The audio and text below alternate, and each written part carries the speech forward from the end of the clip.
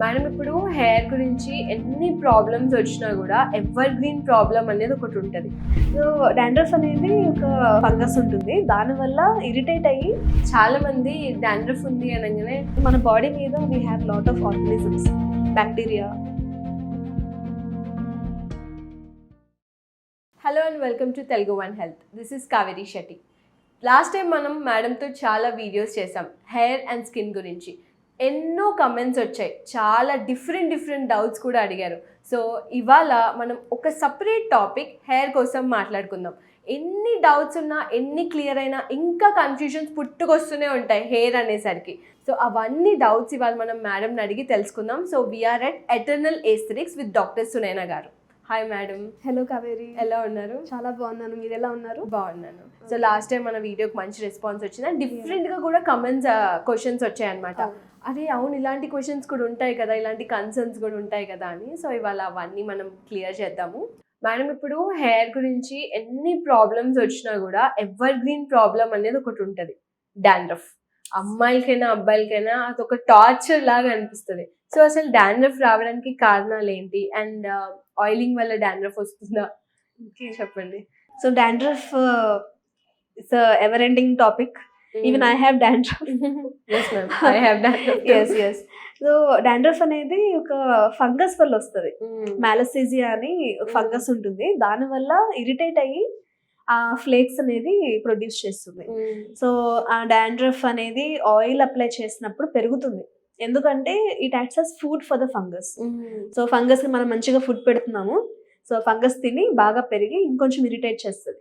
So అందుకే oiling is bad when you have seborrhea or dandruff. So కొన్ని oils ఉంటాయి, tea tree oil, essential oil ఉంటుంది. Tea tree oil అది కొంచెం anti fungal property ఉంటుంది. అదొక టేబుల్ స్పూన్ ఆఫ్ కోకోనట్ ఆయిల్లో 2 to 3 drops of tea tree oil కలుపుకొని ఒక హాఫ్ అన్ అవర్ అప్లై చేసి you can wash it off. కొంచెం మసాజ్ చేసి ఒక 5 minutes వాష్ ఆఫ్ చేస్తే you can see little improvement, but it's not a permanent solution. So మీకు seborrhea సివియారిటీని బట్టి మెడికేషన్స్, షాంపూస్, ఇంకా చాలా సివియర్గా ఉంది, పస్ లాగా వస్తుంది, ఇచ్చింగ్ బాగా సివియర్గా ఉంది అన్నప్పుడు టాబ్లెట్స్ కూడా ఇస్తుంటారు. సో అది క్లైమేట్ పరంగా కూడా ఉంటుంది. వింటర్లో ఎక్కువ పెరుగుతుంది, ఎందుకంటే వింటర్లో ఫంగస్ బాగా పెరుగుతుంది కాబట్టి వింటర్లో డాండ్రఫ్ ఇంకా ఎక్కువ అవుతుంది. సో మనకి regular head washes with medicated shampoos, ketoconazole 2%, zinc pyrithione 1%, ఈ షాంపూస్ యూజ్ చేస్తే తగ్గించుకోవచ్చు. పర్మనెంట్ గా తీయలేము, తగ్గించుకోవడం వరకే. ఎందుకంటే మ్యాలసీజియా ఫంగస్ ఈజ్ ఎవ్రీవేర్, మన స్కాల్ప్ మీద, అందరి స్కాల్ప్ మీద ఉంటుంది. అది మన స్కాల్ప్ ఎన్వైరన్మెంట్ బట్టి పెరుగుతుంది. సో పర్మనెంట్ గా మనం తీయలేము, ఇట్స్ ఎ పర్మనెంట్ రెసిడెంట్. సో ఇప్పుడు పర్మనెంట్ గా తీయలేమన్నారు కదా, అండ్ డాండ్రఫ్ కూడా స్కాల్ప్ మీద ఉంటుందని. చాలా మంది డాండ్రఫ్ ఉంది అనగానే గుండు చేయించుకో డాండ్రఫ్ పోతుంది అంటారు. గుండు చేయించుకుంటే డాండ్రఫ్ పోతుందా మేడం? ఇప్పుడు మీరు స్కాల్ప్ మీద ఉందన్నారు, మరి ఎలా పోతుంది అంటారు అందరూ. సో మనకి రెండు కట్టకుండా అది ఉంటుంది మన స్కాల్ప్ మీదే. సో అది పోదు, గుండు గీంచుకున్నా గానీ ఏం చేసినా గానీ అది పోదు, స్కాల్ప్ మీదే ఉంటది. అది సో స్మాల్ ఆర్గానిజం, సో అది అయితే పోదు, అలాగే ఉంటుంది. మన బాడీ మీద we have lot of organisms, bacteria, అదంతా దే ఆర్ కమెన్సల్స్ అన్నమాట. Mostly they stay with us. మనం పోయినా గానీ మన మీదే ఉంటాయి అవి. పుట్టినప్పటి నుంచి we have those, we get them from our mom. So మన బ్యాక్టీరియా కానీ, అంటే వెజనల్ డెలివరీ అయితే ఒక రకమైన బ్యాక్టీరియా వస్తుంది మన బాడీ మీద, సి సెక్షన్ అయినప్పుడు ఇంకో రకమైన బ్యాక్టీరియా డెవలప్ అవుతుంది. సో అక్కడ నుంచి ఇవి వస్తాయి మనకి. సో అవన్నీ పర్మనెంట్ గా మన దగ్గరే ఉంటాయి. సో అది ఎక్కువ తక్కువ మన ఇమ్యూనిటీని బట్టి, స్కిన్ బ్యారియర్ పోయినప్పుడు అప్పుడు అవి మన మీద యాక్ట్ చేసి ఇరిటేషన్ అవి వస్తాయి. మనకి ర్యాషెస్ అవన్నీ కొన్ని కాజ్ చేస్తాయి అన్నమాట, ఇన్ఫెక్షన్స్ రావడం అదంతా. బ్యాక్ యాక్ని రావడం, బ్యాక్ యాక్ని మళ్ళీ ఇది ప్రొపియోనోబాక్టీరియం యాక్నిస్. డాండ్రఫ్ వల్ల కాదా మేడం? డాండ్రఫ్ వల్ల ఆ స్కేలింగ్ ఉంటుంది కదా, ఆ స్కేలింగ్ వల్ల మనకి పోర్స్ అక్లూడ్ అయ్యి లోపల ఆయిల్ అంతా స్ట్రక్ అయిపోయి ఆ ఆయిల్ మీద మళ్ళీ బ్యాక్టీరియా యాక్ట్ చేయడం వల్ల యాక్నే వస్తుంది. So main case dandruff first పడడం వల్ల, డాండ్రఫ్ వల్ల. అండ్ సమ్ టైమ్స్ మనకి ఆయిల్ ప్రొడక్షన్ ఎక్కువ అవడం వల్ల కూడా బోత్ డాండ్రఫ్ వస్తుంది, యాక్నే కూడా వస్తుంది. సో ఎక్కువ మనం చూస్తుంటాం PCOS లో కూడా ఆయిల్ సెక్రెషన్ ఎక్కువ ఉంటుంది. సో వాళ్ళకు కూడా యాక్నే, డాండ్రఫ్ అనే సమస్య వస్తుంది.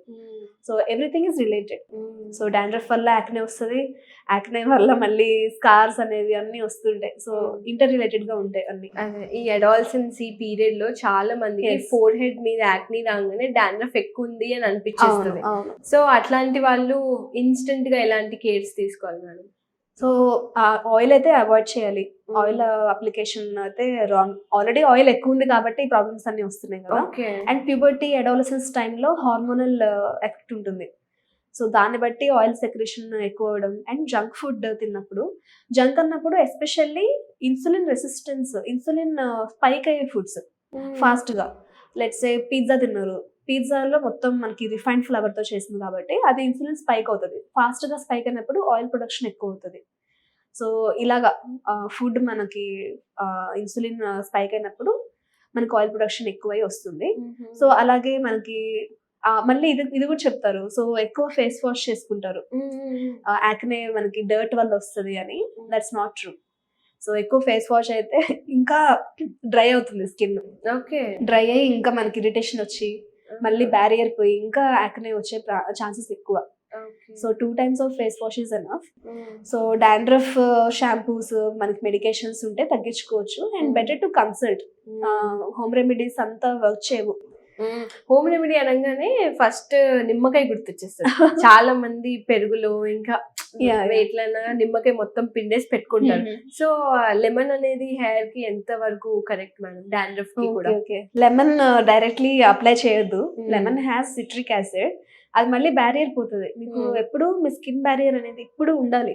అది కొంచెం మనకు బ్రేక్ అయినా కానీ మనకు ఆల్రెడీ రెంట్ కు ఉన్న బ్యాక్టీరియా ఫంగస్ అంతా యాక్ట్ చేస్తారు, రెడీగా ఉంటాయి అవి. They not our friends, they just staying with us అన్నమాట. పారాసైట్ లాగా మనం వీక్ గా ఉన్నప్పుడు అటాక్ చేయడానికి రెడీగా ఉంటాయి. సో వైటమిన్ సి ఉంటుంది, క్లీన్ అవుతుంది అని చెప్పి అనుకుంటారు. Directly don't put it, dilute చేసి you can do. But curd అదంతా better avoid for the oily scalp. డ్రైగా ఉన్నప్పుడు just apply for the shaft area. అసలు ఆయిలింగ్ అదంతా అవాయిడ్ చేయడం బెటర్. ఓకే మేడం, ఇప్పుడు స్కాల్ప్ ఆయిలీ అని ఎలా తెలుస్తుంది? ఆయిలీ ఉన్నప్పుడే అదే మనకి హెడ్ వాష్ చేసిన తర్వాత వెంటనే it will become greasy. Okay, మళ్ళీ నెక్స్ట్ డే ఆయిలీ అనిపిస్తుంది, ఈవినింగ్ కల్లా అయిపోతుంది. చాలా గ్రీజీగా ఉంటది. అండ్ ఈ గ్రీజీనెస్ వల్లే మనకి ఫ్లేకినెస్ తర్వాత వస్తుంది. సో డ్రై స్కాల్ప్ అంటారు కదా, that is actually greasy scalp. Okay, so that's not actually true dry scalp. Okay, వీళ్ళు ఇట్లా ఆయిలీ స్కాల్ప్ ఉన్న వాళ్ళు ఇప్పుడు హెయిర్ వాష్ చేయగానే మళ్ళీ 1 or 2 days కి ఆయిల్ అయిపోతుంది. వీళ్ళు ఎంత ఫ్రీక్వెంట్ గా హెయిర్ వాష్ చేసుకోవడం మంచిది? నార్మల్లీ హెడ్ వాష్ అనేది we have to do daily. Hair wash okay. So hair wash daily చేస్తే ఎక్కువ హెయిర్ ఉడుతుంది అంటారు, అదే that's not true. So hair wash ఒకవేళ లెట్స్ సే డైలీ చేస్తున్నారు, ఒక 10 hairs పడిపోయాయి డైలీ చేస్తే. సో లెట్స్ సే 1 week ఒకసారి చేశారు, అప్పుడు 70 hairs ఒకేసారి పడతాయి అంతే 7 days. Yes same, it's the same thing. అదంతా ఫ్యాక్ట్ అయితే కాదు. సో డైలీ హెడ్ వాషే సజెస్ట్ చేస్తారు ఈవెన్ ఇన్ అవర్ జర్నల్స్ కానీ టెక్స్ట్ బుక్స్ కానీ. కానీ ఫీమేల్స్ కి ఏంటంటే లాంగ్ హెయిర్ కాబట్టి మనకి ఇబ్బంది అవుతుంది ఆరకపోవడం. And suppose you have atopic ఉంది, ఆస్మా ఛాన్సెస్ ఉంటాయి అనుకోండి, వాళ్ళకి కూడా we suggest alternate days. Okay, yes, women కి అయితే ఆల్టర్నేట్ డేస్ చెప్తారు. మెన్ కి అయితే daily head wash is very good for the scalp health. So వాళ్ళకి డాండ్రఫ్ కూడా ఛాన్స్ కూడా చాలా తక్కువ ఉంటుంది. డైలీ షాంపూ మేడం లేకపోతే జనరల్ గా హెయిర్ వాష్? షాంపూ యూస్ చేయొచ్చు. ఆయిల్ బిల్డప్ అవుతుంది, we have to remove that excess oil. So mild shampoos use చేయాలి డైలీ అయితే. డాండ్రఫ్ లేదు, నార్మల్ గా స్కాల్ప్ ఉంది అన్నప్పుడు వెరీ మైల్డ్ షాంపూ యూస్ చేయొచ్చు. మెడికేటెడ్ షాంపూస్ ఏమైనా కానీ డైరెక్ట్ గా డ్రై హెయిర్ మీద యూస్ చేయాలి. సో అది వాటర్ పోసుకుని తర్వాత షాంపూ వేస్తే కీటోకొనజోల్ 2%, 1% కూడా అవ్వదు కదా, డైల్యూట్ అయిపోతుంది, అది అంత యాక్ట్ చేయదు. సో డ్రై హెయిర్ మీదే షాంపూ వేసుకొని అది ఒక 5 minutes అలా ఉంచి తర్వాత వాటర్ తో వాష్ చేసుకోవాలి. మెడికేటెడ్ షాంపూ ఎస్పెషల్లీ కీటోకొనజోల్ అలాగా.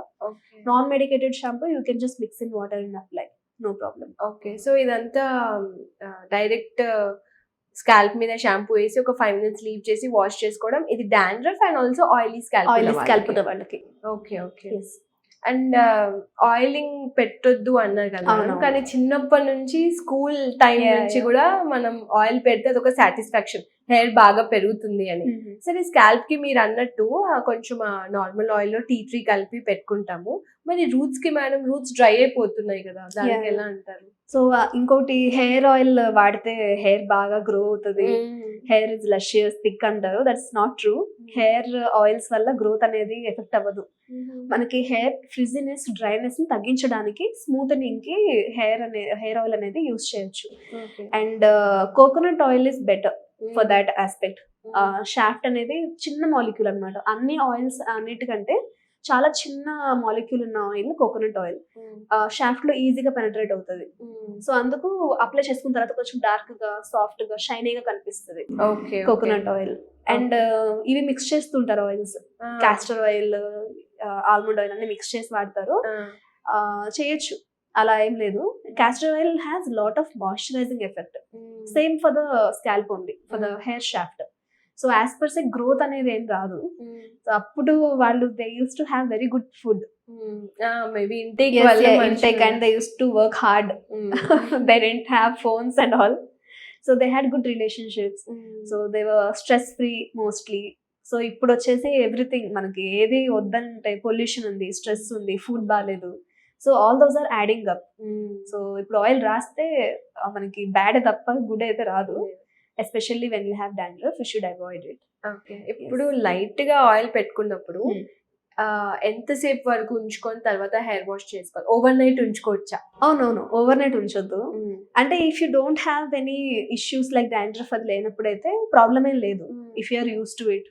సో అట్లీస్ట్ ఒక 1 hour ఉంచుకోండి, 1 hour ఉంచుకొని వాష్ చేసుకోవచ్చు. సో ఏ ఆయిల్ అయినా అంతే, జస్ట్ అప్లై చేసి you massage it for few minutes. మరి ఎక్కువ మసాజ్ చేస్తే ఫ్రిక్షన్ వల్ల ఇంకా హెయిర్ ఊడుతుంది. So don't massage too much. 5 minutes massage చేసి ఒక 30 minutes to 1 hour ఉంచి then you can wash your hair. Okay, మరి ఇప్పుడు చాలా మంది వర్కింగ్ ఉమెన్ ఉన్నారు, వాళ్ళకి ఎవ్రీ డే హెయిర్ వాష్ అనేది పాసిబుల్ అవ్వదు. చాలా మంది డ్రై షాంపూస్ వాడతారు. How safe is dry shampoos? So dry shampoo is actually not a shampoo. అది జస్ట్ మనకి హెయిర్ సెట్ అవ్వడానికి, కొంచెం ఫ్లఫీ ఉండడానికి. మరి ఫ్రిజీగా ఉన్నప్పుడు చల్లుకుంటే ఇట్ లుక్స్ లిటిల్ సెట్ అన్నమాట కొంచెం. అది it's not actually true shampoo. అంటే ఎమర్జెన్సీ ఉంది, హెయిర్ ఎక్కువ రోజులు వాష్ చేయకపోతే ఇట్ లుక్స్ వెరీ మెస్సీ కదా, అలాంటి వాళ్ళకి అప్పుడప్పుడు యూజ్ చేయడానికి we do it. But regularly ఇంకా స్కాల్ప్ బిల్డప్ అవుతుంది, ఇంకా డాండ్రఫ్ అనే ఇష్యూస్ ఇంకా కొంచెం సివియర్ అవుతాయి. అలాంటి వాళ్ళకి ప్రిస్క్రైబ్ చేయము. జస్ట్ ఎప్పుడైనా వెళ్ళాలి, ఏదైనా ఈవెంట్ ఉంది ఇలాగా, if you want to present your self on TV, so అప్పుడు అకేషనల్గా ఇట్స్ జస్ట్ స్టార్చ్ అన్నమాట. అది జస్ట్ సెట్ అవుతుంది అంతే హెయిర్ అలాగా. ఓకే, అండ్ ఇంకోటి ఏంటంటే చాలా మంది ఇన్ఫ్లుయెన్సెస్ చూస్తూ ఉంటాము, ఈజీ ట్రిక్ అని చెప్పి డ్రై షాంపూ కాకుండా ఇట్లా మొత్తం హెయిర్ అంతా పౌడర్ జల్లేసుకొని ఒకసారి కింది ఇలా అనేసుకొని సెట్ చేసేస్తారు. సో ఆ పౌడర్స్ హెయిర్ మీద ఎంతవరకు safe? Okay, so you are saying this filaments, చిన్న చిన్న బ్లాక్ ఫిలమెంట్స్ లాగా ఉంటాయి అవి normal face powder? I have no idea. అవును మేడం, చూసాను. ఫేస్ పౌడర్ ఇలా ఇలా చల్లుకొని ఇట్లా మెస్సీ చేసుకొని ఒకసారి హెయిర్ అంతా కింది కానీ సెట్ చేసుకొని మళ్ళీ ఓకే లుక్ చూడు, డ్రై షాంపూ అవసరం లేదని చెప్పేస్తారు. ఓకే, అది కూడా ఎంతవరకు సేఫ్ అని అనిపిస్తుంది? Same as the dry shampoo only, just talcum powder కదా, అది ఆ సీబమ్ ని అబ్జార్బ్ చేసుకుని ఉంచుతుంది. కానీ ఇట్స్ అన్ అక్లూజివ్, మనకి లోపల పోర్స్ అనేవి అక్లూడ్ అవుతాయి. సో దానివల్ల మళ్ళీ రిస్క్ ఎక్కువ, మనకి ఇన్ఫెక్షన్స్ రిస్క్, డాండ్రఫ్ రిస్క్ ఎక్కువ, ఇరిటేషన్ రావచ్చు. Better to avoid all these trends. These influencers will do. I am not familiar with this. నేను ఇప్పుడు వింటున్నాను మీ దగ్గర. ఈ కొత్త వస్తుంటాయి, అవన్నీ ట్రై చేయడానికి we are not lab rats. So should be very careful. Don't trust them completely. What they do, let them do what they want. చూసి హ్యాపీగా ఉండండి చాలు. డోంట్ ఎక్స్పెరిమెంట్ ఆన్ యువర్ సెల్ఫ్, because hair health, skin health అనేది it's yours కదా. ఒక్కసారి breakout వచ్చింది అనుకోండి, ఆ మచ్చలు అవన్నీ it will take long time మళ్ళీ పోవడానికి. Don't risk your skin and hair. Yes. So చూసారు కదండి, మేడం చాలా బాగా ఎక్స్ప్లెయిన్ చేశారు. నాకైతే ఇంకా అదే ఎన్ని డౌట్స్ ఉన్నాయో, ఓకే ఇది అలా వస్తుందా, ఎందుకు వస్తుందా, చాలా డాట్స్ కనెక్ట్ అయ్యాయి. అండ్ ఇంకా మీకు ఏం డౌట్స్ ఉన్నా కూడా కింద కమెంట్ సెక్షన్లో కమెంట్ చేయండి. నెక్స్ట్ టైం అవన్నీ డౌట్స్ క్లియర్ చేస్తాం. Thank you so much.